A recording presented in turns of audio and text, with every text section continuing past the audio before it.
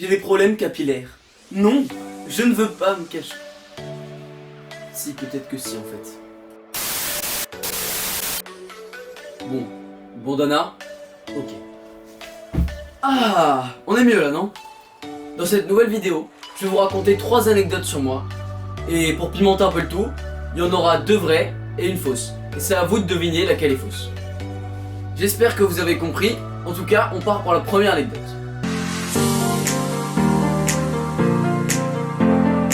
Donc j'étais en camp scout pendant 3 semaines en été. Et au bout d'une semaine, les animateurs nous annoncent qu'on parte en explo.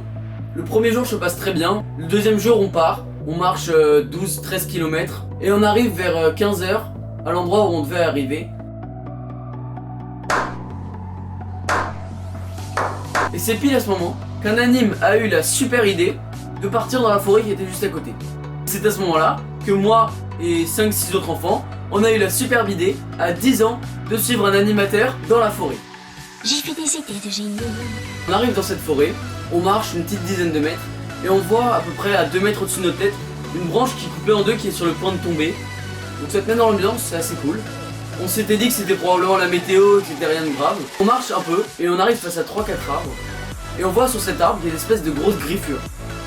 On ne sait pas exactement ce que c'était, jusqu'au moment où un enfant donc de 10 ans dit « Eh les gars, il y a un ours là-bas !» On se retourne, il y avait un ours. C'est ça, à 50 mètres de nous, il y avait Balou. Normal.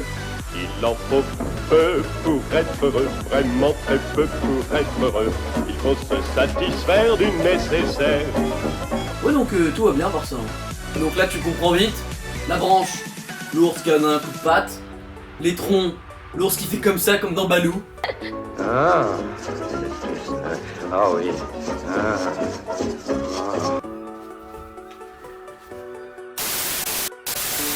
Donc là, je vous résume la situation. Je suis dans une forêt avec un anime de 20 ans et 5-6 gosses de 10 ans. Ouais, je me suis barré, hein, faut pas être fou, il y a un ours qui va me courir après, vous êtes des malades. Au final, personne n'a rien dit. Mais je peux vous dire que le soir, quand tu dors dans la petite salle et que tu sais qu'à 30 mètres de toi, il y a une forêt avec des ours dedans, t'es pas super rassuré.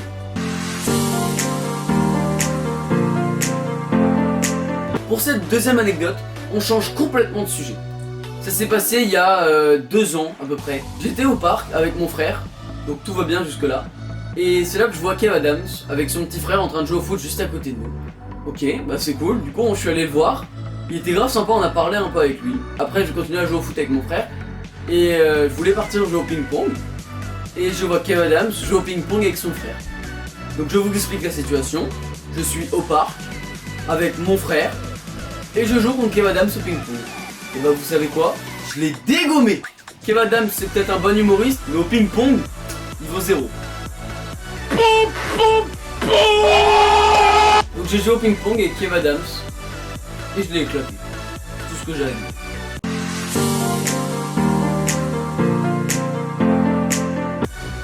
Donc, pour cette troisième anecdote, ça s'est passé l'année dernière, j'étais en 3ème. C'était un petit peu avant le brevet et on savait que pour l'option scientifique, on allait tomber sur physique et SVT. Qui voulait dire pas de techno. Donc c'était un vendredi midi et il y avait en demi-finale Nadal-Federer.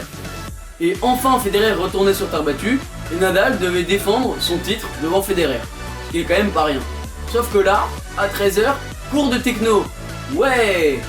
Mais ça, quel plaisir!